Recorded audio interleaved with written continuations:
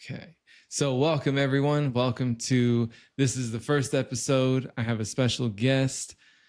My guest is my cousin, Pedro. He is a volleyball coach, and he's actually always been an inspiration to me. I did not brief Pedro on what exactly I was going to introduce him or how I was going to introduce him. But yeah, Pedro, you've always been an inspiration to me. I've always loved your super high energy, kind of like a go getter attitude, but very human, very humble, and just everywhere you go, I feel like you make the room lighter when you enter. And I've never been coached on your volleyball team, but I could only imagine. And it seems like that from the videos on Instagram that your athletes are, well, having a phenomenal time. Thank you. Thank you. Thank you. Thank you. Thank you, my cousin Chris. I'm happy to be here today. Thank you for inviting me. Super excited. I know we've been kind of planning this out last second, but we're here and let's make it a good one. Yeah, absolutely. Do you want to tell us a little bit about volleyball? Like, how did you get into volleyball and coaching?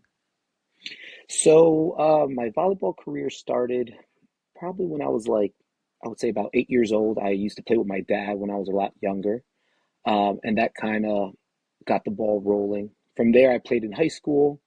Uh, After high school, I officiated and I got into the refereeing world or the officiating world. Hmm. Did that for about 5 to 6 years while I was in college, just to make a few extra bucks. And I was given the opportunity actually to coach back at my old high school. My brother Adam, our cousin, or your cousin, I should say, he's the one who kind of brought up the opportunity. He's like, "Hey, listen, there's an opening for the varsity coaching position at Wayne Hills High School." He's like, "Would you like to take it?" And that's when I was like, I'm not sure. I've always played, I've always competed, I've never actually coached, but I Hmm. thought it was a good opportunity. Yeah. So I took it and I was there for 8 years. I actually just stopped coaching at the high school. I've been coaching club now for 3 years, and I just started up my own coaching volleyball business. It's been about 1 year now. So that's where Wow. I'm at. Yeah. Okay, so I didn't know. I did not know it had been about a year. Okay, so you started. I don't want to say started, but officiating was kind of the lane that brought you in. For anyone who doesn't know, could you tell us what officiating is? Yeah, so officiating, I was in the world of officiating high school level girls and boys volleyball. So pretty much it's like a referee, that you have in basketball, umps and baseball, things like that. Same idea. There's normally two refs or two officials in volleyball. There's an up ref, and he's designated with looking out for certain violations and controlling the game. And then there's also a down ref who also has his own set of responsibilities, and just making sure subs are coming in and out, timeouts are made, scores correct. So I was able to dabble in both positions for quite some time, and that was awesome. Wow. And is that a paid gig or is that like a volunteer thing? Yeah, so it's actually paid through the county. So I was part of the county association of officiating, and so pretty much I was um, directed within my county to go to certain high schools and officiate either freshman matches, JV matches, or varsity and JV. So that was good.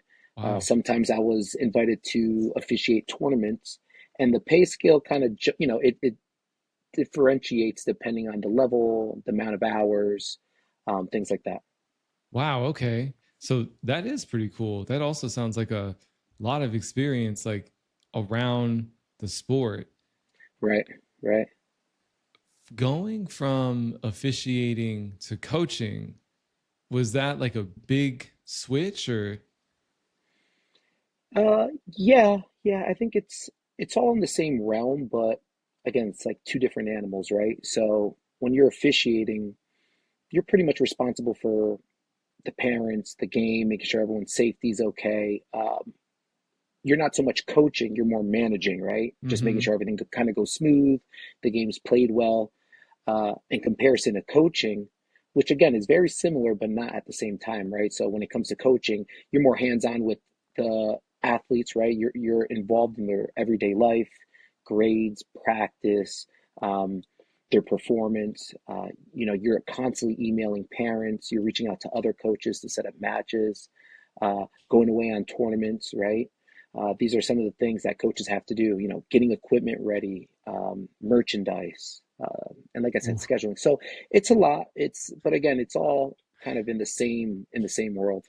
Same world, but yeah, you get what you mean, like different animal. I didn't even think about like Yeah, the merchandising side. When I hear coach, I think of, I mean, like I was a I was a coach, am a coach now, but like I was a coach in athletics. I was a coach at F45 at a point in time, group fitness training, but not sports. And so when I think of coach, I just think of you coaching like the form, the mindset. I didn't think about merchandising. I didn't know that was on the coach for a, like right. that was on the shoulders of a coach. That's actually a lot. Yeah, yeah. People don't realize that, right? So it's like, oh, you want to coach high school volleyball, whether it's the girls' season or the boys. But there's so much on the back end that people don't see, right? The emails, like we were just talking about, the merchandise, the scheduling, um, tournaments, setting up tournaments, getting that going. So there's just so many things that kind of happens in the background. And again, it's all part of, coaching, which I've always loved. But I feel like it gets overseen a little bit, you know?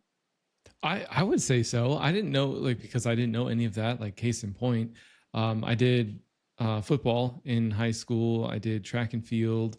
I wasn't like a star athlete or anything, but I didn't know any of that was on the coach. I thought, honestly, I thought it was like there was a blueprint that came down from the school administration staff of like, hey, like do these things and make your players really good. Like I didn't know it Right, right. was, hey, figure out how to generate money, figure out how to do merchandising for your team. Yeah, yeah. So, Man. and again, with experience and time, it does become easier, right? So kind of once you have that ball rolling, first few years, you figure it out. After that, it's kind of just like, rinse and repeat for the most part. But those first few years were definitely challenging, especially because I didn't have too much guidance. So it's like, hey, I had to kind of figure out all these moving pieces. Yeah. What were, I'm trying to think of how I want to ask that. Like, Yeah. I can get the world of how it's challenging. What would you say were like the biggest lessons you learned or the biggest, like, what did you take out of those challenges and what were the challenges? I So I think the biggest thing I got out of doing all these side events besides just coaching and training the girls was get on it early, right? A lot of these things you have to jump on months before, way before the season starts. So, I would start reaching out to coaches to set up matches, 4 or 5 months prior to the season, just so I could kind of lay down that schedule. And then what I did was I would just break it down from there, right? So once I get the schedule set, now I'm looking for the tournaments. From there, I would reach out to vendors and see what the best pricing would be for jerseys, t-shirts, hoodies, pants. From there, I'd reach out and I started creating we had a booster club. So what the booster club was were pretty much parents, normally senior parents, junior parents, that would help out in fundraising. And with that fundraising, we use that money to order uh, jerseys and stuff like that. And so I think, again, the biggest takeaway is start it early, right? Don't wait till the season's there. Now, not only are you concerned about the athletes and the parents and that demand, but now you're also, you know, struggling with the scheduling and the merchandise and the travel. Man. Oh, Yeah. I'm just thinking about that. And I'm like, yeah, that makes me uncomfortable to just think about all of that. Good It's on a you. lot. Yeah. Right. No, that is a lot. That is a whole other world. Cause like for me, I'm all about high quality. So just being responsible for delivering the results to the athletes on the team, like that they perform well, that they learn, that they grow, that they play hard. And I'm Hmm. sure there's like the school pride and they want their wins and stuff like that. That element too. That by itself is enough for me to say like, okay, that's a good weight to carry and play with. And then adding the logistics of fundraising and stuff is like I can get the world of that. And it actually gives me a new respect for coaches because I didn't know that that was all on them too, you know? Yeah, yeah. Listen, my bread and butter is I'm kind of the same mindset with you. It's like in a perfect world, I just want to go in, coach, train these players, and get in and out, right? Um, and luckily, as I transition now more into like club and my own business, it's like I'm able to kind of do that with not a heavy focus in on scheduling and merchandise and all that other stuff. Which again, it's part of the game, but it's not what it's not my love, right? What do I love Yeah. to do? What do we love to do? We just like to train, right? And like Yeah. see good results. So it's all Yes. working out little by little, Yes. It's not the fun part of the game, but it's a part of the game. It's a but it's part of the necessary. game. Yeah. Hmm. Speaking of the fun parts of the game, I wanted to ask you, being that you've had a lot of experience around the sport, both like as a coach and an officiary, what is the biggest mindset lie that you see athletes believe? Um, I think the biggest mindset lie that athletes believe is that they would get better overnight, right? They want to see results the next day. They want to see results by the end of practice, right? So a lot of times I'll challenge my athletes to certain drills, skills. We call them grills, right? Which is like game like reps. Um, and they're normally challenging, right? And I don't expect my athletes to grasp it the day of or within that 30 block period. But I do want to see them try, right? And I want to see them ask questions and I want to see them fail and I want to see them try to figure it out, right? Critically think. But a lot of times, especially with my newer athletes or my younger athletes, they get very upset with themselves. Coach, I can't do it. I can't do it. And, I kind of Really? stop and I'm like, this is the first time you've ever done this. And we've only done it for 20 minutes. Yeah, of course, you're not going to, I like learn to be patient, learn to enjoy the process. And once they understand that and they grasp that mentality, that's when we start to see like a lot of growth within the athlete. Wow. It's Hmm. interesting. It makes so much sense, but I had never thought about it. I don't know. The way you say it, it just makes total sense. After 20 minutes, I could totally see a high school athlete getting frustrated. Like, why can't I do this? You showed me how to do it. I've seen other people on the team do it, and I've tried it 1 to 3 times. Why do I not know? But now, many years after high school, I'm looking back at it and I'm like, yeah, it makes sense. You're just starting. You don't have the mastery yet. And Right. no, that's really fascinating. I just wasn't expecting that answer. Yeah. I mean, a good example I always give them, and I'm big into humility, right? It's like I'll tell my high school girls, like, hey, girls, like, I've played my whole life, over 20 years, and I still make the same mistakes that you sometimes make. So it's like, hey, if I'm still making these mistakes, and sometimes I might miss a serve, or I might shank a pass, or I may, swing into the net, and that's with 20 plus year experience, like, you're okay. You'll be okay. Like, don't worry. Yeah. We're not here to chase perfection. We're here just to get very good, right? Within a long Hmm. period of time and be high percentage. That's the goal. I always tell them, let's be high percentage in everything we do. The errors are going to come. It's a game of errors, right? It's the team who makes less errors wins pretty much in volleyball. So I'm okay with errors. Let's just make good errors, right? And that's the difference, right? What's the difference between a good error and a bad error, right? If I ask you, hey, Chris, I want you to work on this spiking technique, right? And for example, you're like, all right, coach, I got you. And you I go up got you. and yeah, and you're doing that technique, but you're messing up, right? You're messing up, you're swinging into the net, you're swinging out of bounds. To me, that's a good error because you're doing what I'm asking you to do, right? We're focusing on the technique, we're focusing on the mechanic, and you're making errors. I'm okay with good errors. What is a bad error? Well, another example would be, hey, Chris, let me see you try this. And you're like, all right, coach, yeah, I got you. And you go back to your old habits and you continue to do the same old habits. And I'm watching you and I'm going, well, I just told him to do this. Those are bad errors because not only are you not trying to fix that old habit, but it's almost like a form of stubbornness. It's like, oh, you just want to do it your way. And Mm. those errors we can't allow. We can't allow in a practice block.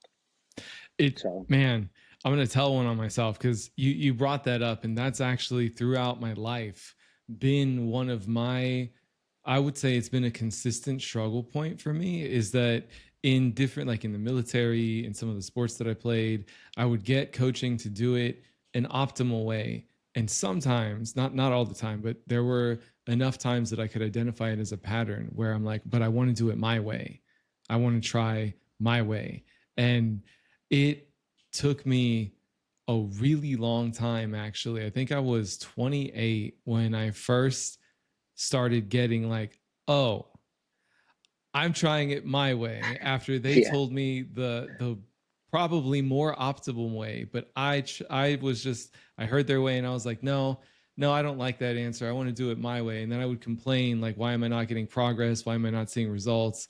And there were like some of my mentors in the military. I could just imagine the frustration of like them being in like the coaching sort of position, like, well, we told right, you and you right. chose.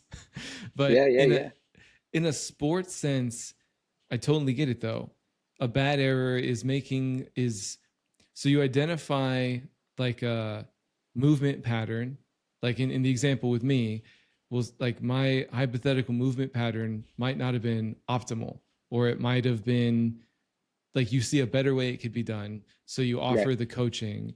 But if I'm moving back to the my way, the way that didn't work as well, that's not a great pattern because you're training the nervous system into a bad habit or a habit that's not in the direction we want to go. And a good Right. error is like going in the direction you want to go with your training, even if it's not perfect yet. Exactly. Exactly. And once these athletes understand that, you start to realize like they're okay with making errors, right? They're not afraid to be judged. They know that I'm not looking at them based off of, oh, was that in or out? What I'm looking at is, are they working on their craft? Are they trying to improve? Again, errors are going to happen. You can have the best form, the best technique. If you watch the highest level of volleyball, even at the highest level, they make tons of mistakes, and they trained at the highest level. So once athletes realize it's not so much about, oh, did I do good or bad? It's more, am I heading towards the right direction? Am I progressing? Am I a high percentage player? That's when they start to realize, okay, hey, it's okay to make mistakes. As long as I'm growing, as long as I'm learning from my mistakes, I'm all right. Then when game time comes, they don't feel that pressure that much, you know? Yeah. Yeah, 100%. This is something when I started studying neuroscience, I really wish like, if I can go back in time and give myself knowledge, this is one of the things I would definitely give is what you talked about captures the essence of it. Um, my drill instructor in boot camp, he told me it's like the most cheesy thing, but I found it to be so simple and easy to refer to. When you talk about high percentage players, I hear Yeah, we we know we're not going to become perfection, but in the pursuit of excellence, we will or sorry, in the pursuit of perfection, we will land at excellence. It's kind of like the shoot for the stars, land at the moon sort of philosophy, love that. right? Right, right, right. It's great. I love it. I did too because well, partly because in boot camp excellence was like the catchphrase everywhere. So it was like that was what they wanted. They wanted you to reliably repeat the correct behavior patterns, basically. Mm, But in a sports sense, what I wish I knew was because I hear that and I fall back on it even in my life. I use that saying sometimes, like I remember that quote. And there so our nervous systems are conditioned based on habit. And like you said, even at the highest levels of athletic performance, people can still right. make mistakes. It's all about the conditioning of the nervous system. It's all about the conditioning of moving in the direction. Like you learn a new way to, I don't know, hit the ball. You learn a new way to position your feet. You learn a new way to maybe even it alters how you're perceiving when you're watching the ball come over the net, and you have to install that into your nervous system. Your body has to build a mapping of motor functions for where do I move my feet? Where do I move my hands? What does that feel like? And that's what I hear that you're wanting them to focus on. Like, focus on refining that, focus Right. on building that and just doing that over and over. And don't worry about whether or not you're scoring the points, whether or not you're the MVP player. And I say this because that's what I always looked at. I wanted to do the legendary stuff. I wanted to do the big plays. And I Mhm. would, As most of us do, right? Especially growing up, young and competing and wanting that competition. That's common. So, yeah, but I mean, it is, but I hear what you're saying. And like, that's not focusing on the big end game goal like that is kind of too far away. And now I know from like the neuroscience side, it literally is your nervous system can't latch onto that as like a concrete goal to be right. relentless and driven about. It needs the short term. What am I going to do next play? What am I going to do next hit, next serve? Yep. Yep. And what we say there is, right, a match is normally 25 points, win by two, right? So what do we say? Well, we say you make a mistake on a play, um, look at a partner, look at a teammate to your left or to your right, offer them a high five, right? Give them some sort of inspiration. So that girl, she sees her teammate, maybe miss a serve and she walks onto the court. She's upset with herself, right? She's already in her head. She's thinking about that play. Oh, I missed that serve. I missed that serve. Be that teammate who kind of goes up to her, gives her that high five and says, "Hey, let's move on. Let's get this point back." Right? Let's kind of reset the brain real quick. All right, you harped on it, you thought about it. Does it suck? Yeah, it sucks, but is it the end of the game?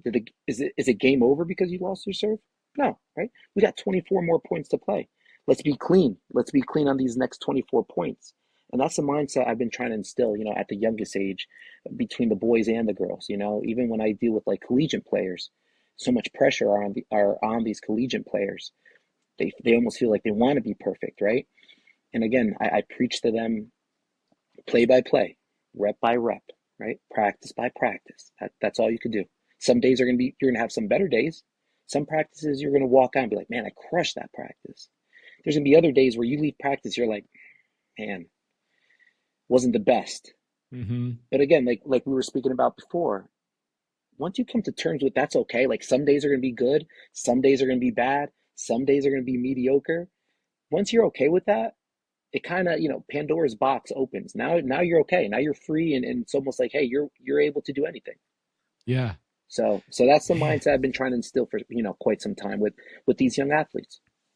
What do you see that works, or like, what do you see that's a successful way to have them, how do I say, I don't want to say adapt to, like, accept that mindset? What have you noticed as like an effective coaching technique, or what works that has them start to get that mindset? So I feel like, and I preach this to my assistant coaches and coaches that help me out throughout the season. Right, the biggest the biggest error I see with a lot of new coaches, and it comes from a good place, right? And I used to be this coach, but with experience, I've kind of just learned Mm-hmm. a lot of these coaches, they'll watch these games, they'll watch practice and drills, and a player makes a mistake, and the coach wants to automatically give them feedback, right? Hey, higher elbow, swing faster. All right, and the girl's like, all right, coach, I got you. Next play happens, she Mm-hmm. might, make another mistake, and the coach is in there. Oh, come on, get lower, get lower. All right, coach, I got you. Right now, not only is the athlete worried about what the coach is thinking, right? Because now she's like, all right, coach is watching every single of my moves. I got my parents in the stands. They're yelling at me too, higher elbow, move our feet. And so the athlete's not able to like live in the moment. She's not able to play because she's so concerned about coach over here giving her feedback every single play, parents in the bleachers giving her feedback every play. God forbid she makes a mistake, right? So what? Yeah. So, and it's a shame. So what I've learned is this. I've learned keep the feedback simple, use the same verbiage, allow them to make mistakes, right? Mm-hmm. So for example, I have an outside hitter last year, Sydney, one of the best outsides I've ever was able to coach. Sweet girl, good family, great player. Barely made mistakes, but she made her mistakes, right? She'd go up, let's say she makes a mistake. I'll give her simple feedback, maybe like three cue words: higher elbow, faster feet, right? Um, and maybe she'll make that adjustment. Maybe two, three plays later, she makes a mistake. I might not even say anything. Let her make that mistake. She kind of knows why, right? At this point, she knows. Maybe she was a little bit late. Maybe she made a dumb decision on her choice of attack. Um, but again, the idea, what I'm getting to is sometimes these athletes don't need feedback every single rep. They don't. Let them critically think. Let them figure it out a little bit. Maintain two, three keywords. Remind them every so often when they do something good. Make sure you celebrate. And again, if they make a mistake, you don't have to get at them every single time. And I think that is what allows these, especially my athletes, to kind of grow and create this mentality of, hey, it's okay to make mistakes, right? Like that's part of the game. I know what I have to do. Let me make better decisions. Let me continue to work on my craft and my mechanics. Yeah, absolutely. Like you catching that, like what I hear is when they're getting coached on every rep, be it from the coach or from multiple sources, coach, friends, family in the stands, it doesn't give them the space because like the nervous system mapping is a real thing. That girl with like higher elbow, it might take a few or dozens, depending, it might take some time for the brain Right. to map out exactly what it feels like to have that elbow at the right level.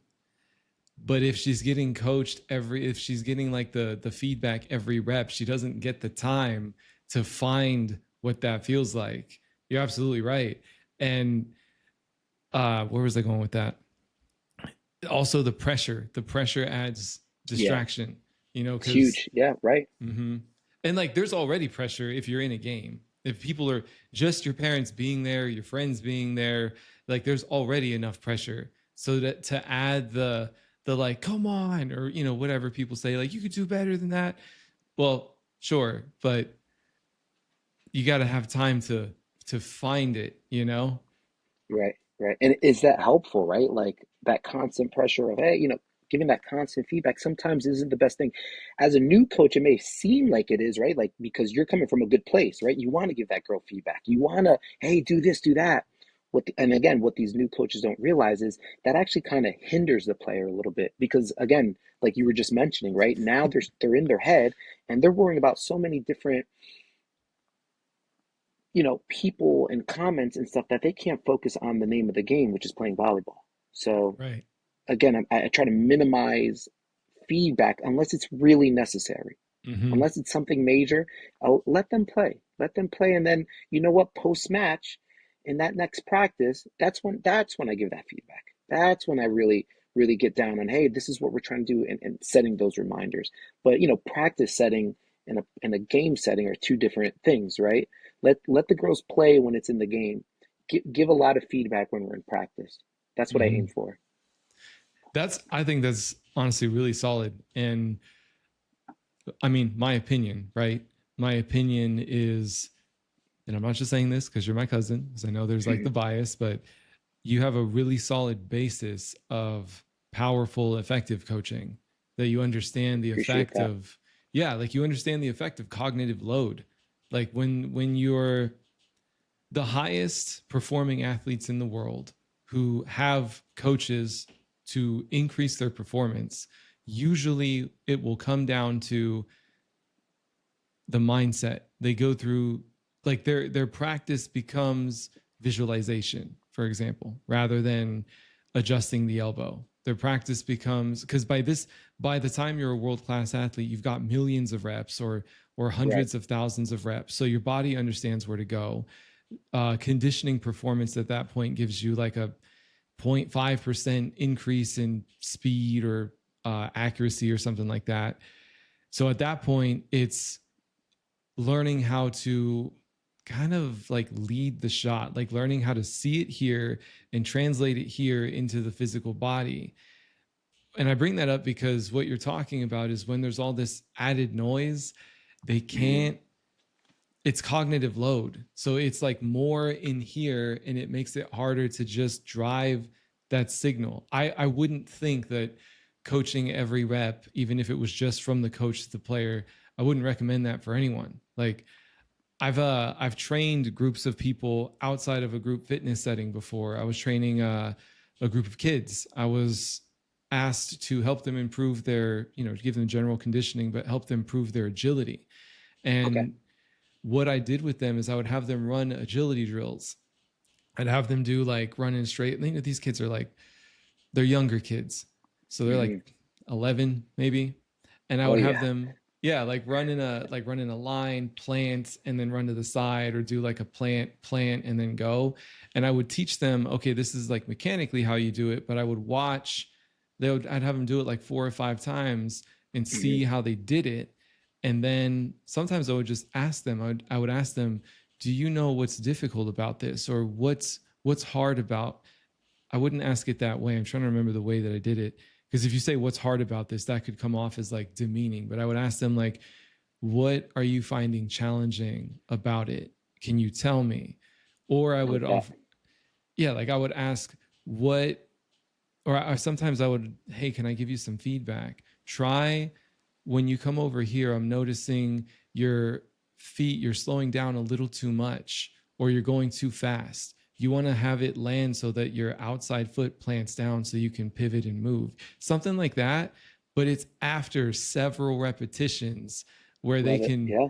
yeah, it's not, Let them kind of figure it out, like let them almost figure it out themselves, right? Like these sometimes these athletes with the right guidance and like you said, just with that minor feedback, right? Asking them those questions like, you know, what's difficult about this right now? What do you feel difficult? Or hey, let me give you feedback of maybe uh, transitioning your feet and your weight as you pivot. Sometimes that's all they need, right? So instead of you every rep going, oh, run faster, pivot harder, a lot of that they're going to block out. But if you give them one piece of like crucial advice, then they're like, oh man, okay. yep. Coach Chris didn't say anything. He watched me a couple times, didn't say anything, kind of observed, let me figure it out. He gave me one cue word, and here I am already seeing a big difference. And those are Mm-hmm. the coaches, I'm sure those kids, remember you because of that. Because it's like you weren't on top of them the whole time, kind of yelling and screaming at them. You let them make their mistakes. You gave them those subtle cues. So I love that. That's great. Thank you. And I mean, a big thing that I learned even before I did the deep dive in neuroscience is fun. Fun is an element that, like, the simple way to say it is fun makes us learn better. The science behind it is there's dopamine circuitry that's connected to our attention, our drive, our focus, our memory. Mm, Our memory is actually literally warped by the feelings we experience when we're building a memory and when we're recalling a memory. So knowing that, when I would teach anyone, I would try to keep it fun, because if it could stay fun, they're in their optimal learning zone. And mm. even in like a game setting, it's a different animal, so I'm not going to open the tangent just now, but even in a game setting, if you can introduce an element of fun even while there's stress, Right. that um that could change the game for any athlete as far as their ability to learn. But I had a question I wanted to ask, because we're talking about all this, how to be an effective coach, how to get people, how to help people unlock more performance Right. effectively. What's a moment where you realize, like, when, how do you tell when a player is about to level up? How do you know when that player is about to hit their next evolution or level up? I don't know how else to call that. Right. Right. That's a good question. Especially depends, right? So if the longer I work with athletes, the more you see the results, right? You kind of you see old habits kind of disappear, and new and good habits start to emerge. Mm-hmm. Um, I think that time where you see the level up is it's almost like whether it's just training or gameplay, things just start to connect.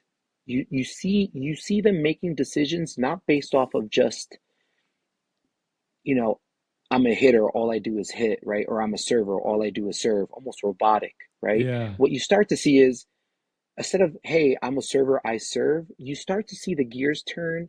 Now they're spot picking where they want to serve. I'm going to serve deep. Oh, this girl can't pass. I'm gonna serve short.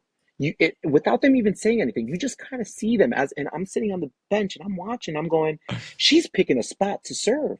I could see it. 2 months ago, she was just praying, Lord, please let me just get the serve over, or Yeah. coach is gonna bench me, right? So she would just toss, hit the serve, and get excited off of that. And hey, I love that. But what's the long term plan, right? Let's start picking on the girls on the other team that can pass.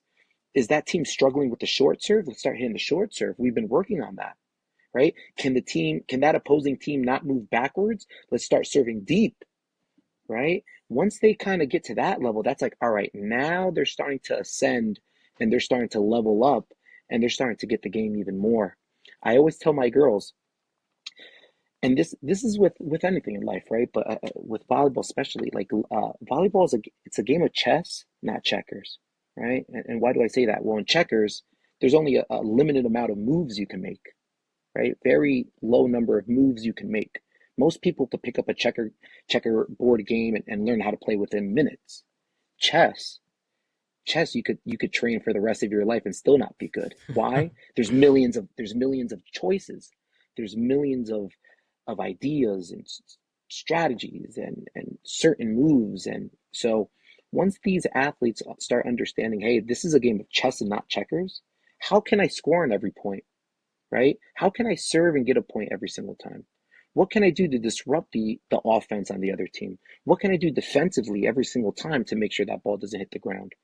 So it's like that's when you start seeing the level up, when they start thinking outside the box, when they start making decisions that maybe they weren't making a few months ago. Yeah. And that's the beauty of the sport, is seeing that evolution. I was present. I was literally present when you were saying, like, you see a girl or a player, an athlete, and they're going to serve. And like, I don't know, I was right there in the moment when you could start seeing, like, oh, she's planning where she's going to serve. Like, Yeah, I get that it's excitement awesome. because Yeah. it goes from like, it sounds like in that moment you're used to, okay, so she's going to serve, let's see how she does the serve, let's see, like, and for her it's usually the serve, but when you start seeing, like, wait a minute, she's planning the serve because she knows Yeah. where they are. Now it's not a question of can I serve, it's a question of I'm aiming, but I'm aiming based on the other team. So now it's like Right. you're adding multiple layers, perception of the other person and leading your shot to, like, you're aiming rather than just praying. Right, right. And that's when the strategy starts coming in. All right, now she's starting to realize, man, number seven on the other side, she can't pass. You start seeing this. She doesn't even say it out loud, right? Me and my coaching staff, we're just sitting on the side, and like you were saying, we're like, she's plotting something. We're watching her face, like she's just not tossing up that ball and hitting it right off the whistle. She's bouncing that ball. She's looking on the other side. She's looking to see who's nervous. She finds her prey. She's like, oh, this girl doesn't want me to hit this ball to her. She's hitting the ball to her. And things are starting to go our way, and we're starting to accumulate points, and we're starting to win matches. It's just awesome. It's just great. It's a great feeling. Dude, oh, I'm almost have goosebumps right now. No, I totally get it. Like, I one of the clients at the F45 I used to teach, he was a psychology teacher, and they had a tennis club. It's not volleyball, but kind of similar in a way. Sure. And I keep thinking of those moments. I don't know how to play tennis. I never played as a kid. I'm not like a tennis guy, but I love the sport, playing with them. So it's like I think of those moments when I was just learning how to serve, and when I was starting to get a hang and start aiming, and like when, because the tennis club is not full of the tennis team, it's a Okay. bunch of psychology students. So like Love it. everyone, you got mixed levels of, like, I think one or two girls were on the actual tennis sports team of that college, and everybody else, it was like a hobby. So you when you started to see some of these players, like, go from, I'm just randomly hitting, because I would go like every Tuesday, sometimes Okay. Tuesday and Thursday, Yeah, I totally get it. When you could start to see it come together and you're like, oh man, that's, Hmm. yeah. And it was just, It's it was super fun. right, Um, right. And sometimes that's what gets you hooked, right? It's like, all right, once you start like kind of figuring it out, a lot of times pairs are like, Coach, I want to serve more. Coach, can we serve in practice? I'm starting to get it. Can we serve short? Challenge us, coach. Can we serve only deep, right? If we don't serve deep, we run. Okay, all right. Hey, listen, I'm all for it, man. Like, you guys want to challenge yourself? That's great. Like, let's do it. I'll never, if an athlete asks to do something in practice, hey, coach, I want to work on XYZ, it's because they're having a good time doing it and they want to get better at it. And a lot of coaches tend to be like, oh, well, we got to do this and that first. And again, unless we're on a tight schedule, I'm okay with being flexible and changing that lesson plan, right? Like, I'm okay with changing what we have to do that day. If the girls are saying, hey, coach, we need to work on this, or hey, coach, we're doing a really good job in this area. Can we continue to work in this area? I'm all right with switching it up. And I think that's another thing that coaches can improve on. It's like, listen to the feedback from your athletes, right? They're the ones that are playing, they're the ones that are out there, right? Like, they're the ones that are experiencing it. So again, it's not, you don't always have to follow what they ask for, but it's good to kind of keep that in the back of your mind and say, all right, hey, listen, these girls, they're starting to improve on serving. They want to continue working on serving. Let's make sure we spend a couple minutes extra serving, right? They love to hmm do it. And like you said, Chris, fun, right? They're having fun doing this. They're going to start picking this up even faster, which Yep. results in, again, more wins, better rallies, right? Better gameplay. Yeah, 100%, 100%. And there was something in what you were saying. It was when they're, oh, I think I might have lost it, but it was when they're asking for it, when they're in the zone, when they're having fun, the Yeah. dopamine circuits are lit up. I can't remember. If it comes back to me, I'll bring it up. But Yeah, for dude, I sure, for sure. totally get it.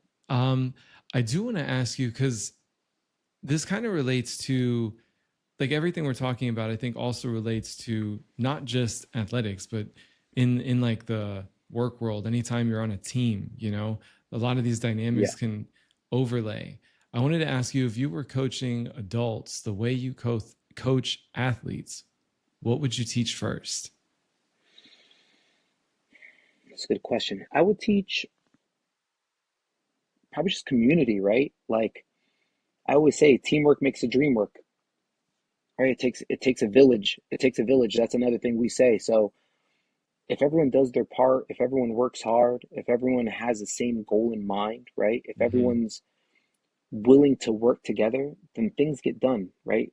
Missions, they get accomplished. Um, the goals, they're met. Um, but again, you have to go in there not being selfish, right? You can't really think about yourself. It's no longer about yourself when you're on a team. It's about what's the goal? What's the main goal here? What are we all focused on? And Mm-hmm. once everyone's on that page, things start moving very smoothly. Do So you? again, a lot of go ahead. No, no, no. Go ahead. A lot of. Well, I was just gonna say a lot of like sports and team sports and adult work ethic and teamwork, they go hand in hand, right? It's Mhm. just maybe the verbiage is a little bit different. Maybe you go about things a little bit differently, but the core Mhm. principles are all the same. Oh yeah, 100%. Like you nailed it, in my opinion. Um, so I was aircraft electrician in special operations squadron, and so that means the operation tempo can be kind of high. Lots of special missions and stuff like that. Okay. And in that environment, the probably the biggest I'm looking. Yeah, I would say the biggest factor that could swing the way a mission went from amazing to terrible, both on the performance side and the felt experience side. Like if we would have a training mission, usually it'd be anywhere from like 2 weeks, maybe a month on some of these training missions. And as the people who fix the airplanes, we build a package of all the right jobs to make sure the airplane is able to be fixed. And Okay. we send those guys out there. For us, our responsibility was the plane's able to fly, it's ready to go when the flight crews need it.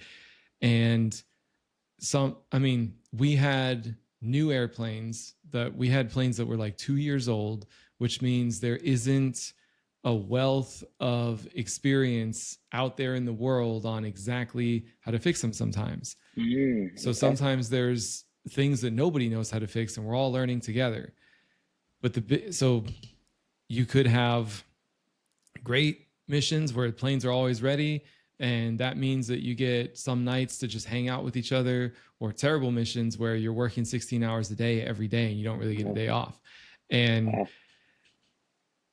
even on those 16 hours a day missions, you would see crews come back. They'd be exhausted, but they would come back happy. And they'd be like, Mm.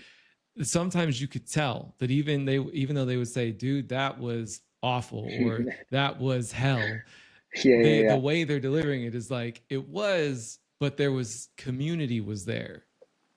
And community was the biggest thing that made the difference that I saw. If the community, and I put a lot on the shoulders of the leaders, because as a coach for us, or in an organization, the leaders are the platforms that their teams perform on. So if you think of like this is just my philosophy. If you think of a group of dancers on a stage at anywhere, if the stage is made out of steel, strong metal, reinforced, very stable, the dancers can physically go harder, and they're stable, they're solid, their performance Right. potential is higher. If the stage is made out of cardboard and paper, they can't really do anything because the stage is going to collapse. Yeah. And Yeah. I love that. Love that yeah, metaphor.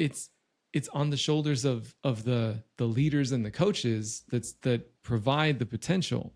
And I saw that the leaders who, like, I swear the biggest difference was just the leaders who would let you know, like, whatever's going on in your life, I care about you. We're going to make the mission happen. However we make the mission happen, it's going to have to happen. And I I care that you're okay. I care Right. that you're good.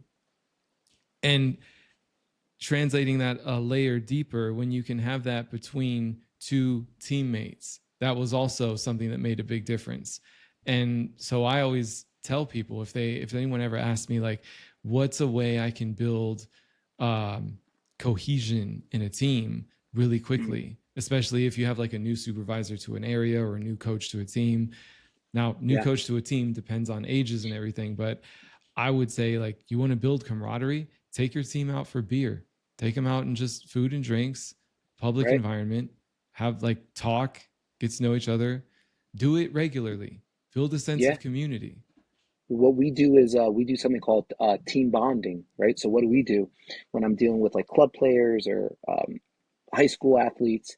We do events, right, with the parents, with the athlete. We'll go to escape rooms. We'll do bowling. Oh, that's so Uh, cool. Shoot, we'll order pizza and we'll make bracelets. It seems silly, but to an adult like you and me, but to these young athletes, man, sometimes that can mean the world. Sometimes they just need to Mm-hmm. sit down and like you said, spend some time with their teammate that they're on the court with, right? I mean, for me, when we're practicing, there's really no time to hang out and play around and goof off. If we're goofing off and we're hanging out, we're not spending our time correctly, right? I'm very limited with the time that I spend with these girls. So I let them know and they understand my standard, right? Once that clock hits and it's go time, it's go time. Once we're done with practice, I don't mind hanging out. We could chit chat, we could goof off. But that 2.5 hour block period, we're working. Like you should be exhausted that you don't want to hang out. You don't want to Yeah. talk, right? It's like you want to be so successful in those 2.5 hours that you're like, holy smoke, I want to go straight home after practice. This is crazy, you know? But to kind of, to backtrack, because we're working so hard during those practice times and we don't really get to spend time with each other, same idea, right? We'll set up a couple of team bonding events throughout the year. And even if it's a few hours, you see the community and the bond between these athletes just grow. Whether it's race cars, if we're going escape, like I said, escape rooms. We've done bowling, we've done laser tag. I mean, Oh, stuff that really you're able to kind of just like it's not volleyball related. It's still team oriented, but like you're allowed to laugh and goof off and have a good time. yeah, no, And that's it's a beautiful thing. it is. It's so perfect to do those things, because you're building a sense of community, which the number one things that like psychology will tell us that people seek and need, like for a fulfilled life, is community, is like the number one. They need a community. And if you think of it, a lot of people notice and remember high school or college years, and some people talk about them as like the glory years or the good years or Mm, whatever. But something yeah, that's consistent between college, high school, and the military and sports teams is that you're consistently showing up to an environment, and you begin to, you see who your peers are, you see an occasion who your adversaries are, so you're right, consistently showing up. There's a community there, they're consistently showing up too. That does something. And when you're able to bond with that community, like, I totally get it. When the 2.5 hours start, it's work time. We're here to play, we're here to grow. I get it. And you set the high standard, and you reinforce the high standard by separately saying, and here is time for us to goof off and hang out and just get to know each other, which directly translates to on the court, because now, um, you know, players will know that's not just number 21, that's right, Courtney. And right. we want Courtney to win, you know? Yeah. And again, like you said, it translates right onto the court. It's like it builds trust, right? It builds communication. So now they know if Susan and Courtney are playing side by side and there's a mistake between those two because of these team bonding events and because they were able to communicate outside of that work area or that practice area, when a mistake happens on the court, they kind of know how to communicate with one another, right? But if it's two girls that never really spent time to get to know each other and a mistake happens, what's going to happen? They'll probably start arguing, they'll yell at each other, they'll get mad at each other. But when they build that bond, they build that friendship, they're like, all right, hey, listen, we got that next one. And like we were talking about earlier, they give a high five, give each other a little bit of positive feedback, and they move on to that next point, right? And that's because of the community and because of what they built with team bonding and spending time with each other. Yeah, 100%.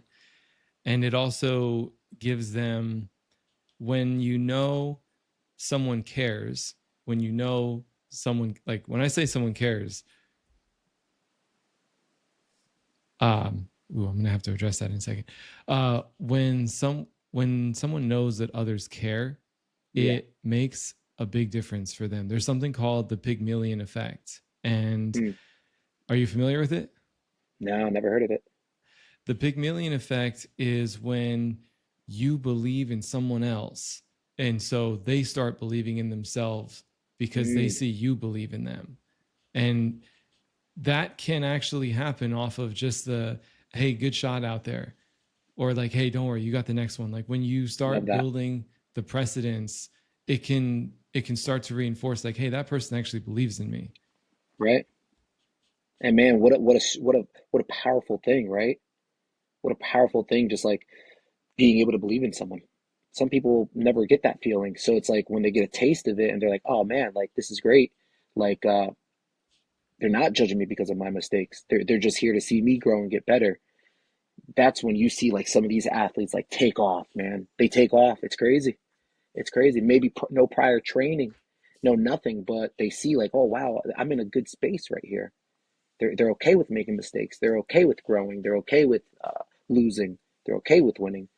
That's when you really, like we mentioned before, that's when that evolution, that's when that upgrade happens, and it's such a wonderful thing to see. And I preach that all the time. It's like believe in yourself, always, always believe in yourself, no matter what, no matter what, do the good and the bad. Once you really truly believe in yourself, anything's possible. Yeah, Anything's possible. 100%, 100%. And it it can jumpstart. It doesn't always, but it can jumpstart when when you see that someone else believes in you first. Right. And actually, this is probably for another episode, but one of the reason I study neuroscience and psychology is because I learned at some point that what you have up here matters more than anything. So if you, like you said, if you believe in yourself, anything is possible. Absolutely. And like, even if something is physically impossible, the chances Mm. of it being achieved are like the probability skyrockets just based on whether or not you believe. But Right.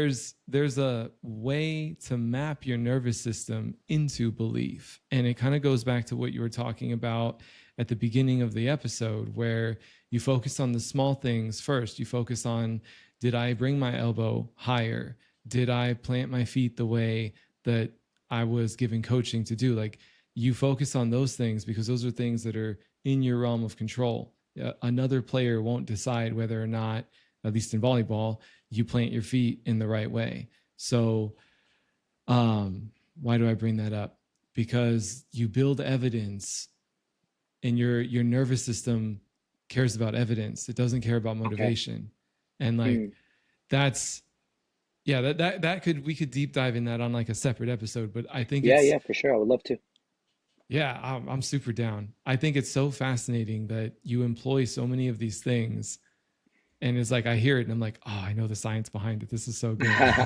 Yeah, great. Yeah, listen, it's for future content right there, right? We can really chop it up and deep dive, and you could teach me a lot of stuff too, because I feel like a lot of this stuff I just kind of learned from being around the environment. Do I know the why really behind it? No. And I know you kind of do, right? It's like you study this stuff. So it would kind of be cool for me to explain these situations to you, and you kind of give me feedback on why it's happening, and give me a better understanding, and I could use that moving forward as I Oh, continue to dude. coach. Oh, dude, I'm so down for that. So Yeah, that is something that viewers can look forward to on the future cool. episodes. One thing I want to, as we kind of roll to the end here, I want Mm, to leave people with, what kind of coach do you, one question, what kind of coach do you want to be known as? that's a good question. What kind of coach? Um, a coach that cared, right? A coach that was there during the good and the bad. A coach that saw the progress, right? That saw the bad days and turned into the good days. Um, a coach that put 100% in every single time, no matter what level player you were, whether you were brand new or whether you were a collegiate player, right? The standard's always the same, right? Nothing changes. Um, and again, just I show up, I put in the work, I give 100% effort in everything I do. Um, and I hope my athletes remember that, and they see that when I walk into that gym, and when we do those small group lessons, private lessons, when we're in those tournaments, I'm giving out 100%. I'm yelling, I'm screaming, I'm having the time of my life, right? So it's like monkey see, monkey do. They see me and they want to replicate that, and so that's what I hope they remember. Man, that, I don't, I'm looking to make sure what I say is accurate. I don't have a memory currently of a time where someone with that level of passion, like wanting to care, not wanting, like caring, just the act of caring. Mm, I rarely see that. No, I can't say rarely. I have not yet seen that not land, meaning when you are that way, I have not seen players or your uh, coworkers or, right? employees. I haven't seen them not notice that. Like, I'm confident your players have that experience, and I don't have access to the feedback of their parents, but I'm willing to bet that their parents hear something about them, like, oh, Coach Pedro is like awesome coach. I want to work with him. Yeah, yeah. I hope so, man. I hope so, because again, like I always tell myself, like, I'm here for the athletes. I'm not here for anything else, right? Parents can love me or hate me. They might not agree with everything I do. But at the end of the day, like, if 95% of my athletes leave that season and say, man, Coach Crespo was one hell of a coach and I learned so much, and 5% walks out and they're like, he kind of stinks, I'm okay with that. To me, I did a pretty damn good job. I'm not here to make everyone happy, and not everyone may not agree with everything I do and say, Hmm. and that's okay. But again, if the majority walks out, and I'm getting messages and I'm getting phone calls thanking me, I did my job. Yeah. And again, I'm not here for perfect. I'm here just for high percentage, right? I'm here to be proficient. And that's my duty as a coach. Dude, I don't play volleyball, but if I did, I would want to have you as my coach. And again, I'm not saying that You just might because have you're to my start cousin, playing, but Chris. You like, might have to start playing. dude, when I come over there next, I'm so down because you have that's it. That's Hey, the it's big in secret. Brazil. It's big in Brazil, man. Oh, that's true. Huge in Brazil. Brazil's like the mecca of volleyball. I'm talking I about at the highest form, like Brazil's where it all started, man. Pretty much. Wow, I didn't know it. I didn't know that's where it all started. If you ever come Yeah. out here, I could plug you in. And there's Yes. the city that I'm like in at the moment. Okay. They love volleyball. Like Awesome. my girlfriend talks about it. Her friends talk about it. There's multiple people. I go work out at the gyms here. Multiple people there talk about it. It's it's you're right. It's big. It could Yeah. maybe could be something, but Listen, I got gives me a reason to head out, man. And listen, you got to go if you get the opportunity, go watch a match, man. Regardless of level, just go watch and see if maybe the conversation you and me had, maybe you could see some of the things I was talking about, right? Like reading the body language and seeing how that mind's working and that mentality. Oh no. You know what Hold I'm on. I think the recording stopped, I think, because my AirPods died. Um, no, well, I still have it that is going. Beautiful. No worries there. Okay, cool. What I'm going to do is I'm going to close this out, but I'm going to say Okay. thank you for being here on this podcast episode with me. Thank you for pouring your soul into the conversation. And for anyone listening in, I we want to do more podcast episodes. We're just going to do some logistics around it. And Yeah. what you can look forward to is more conversations about mindset, performance, how to unlock it, how to coach, how to like get players through to certain breakthroughs. And does that sound good to you, Yeah. Coach I mean, Crespo? yeah. So thanks again, Chris. This is awesome. This is my first I guess visual audio podcast that I've ever been a part of. And I've mentioned this to you before, but watching your videos on Instagram and on social media, and I was inspired, and I was like, you know what, let me reach out to Chris, and I want to get on, man. Like I'm all aboard. So this is something that I've been wanting to do. I think this conversation was amazing. It was very natural. We had a great time. I learned, you taught me a lot.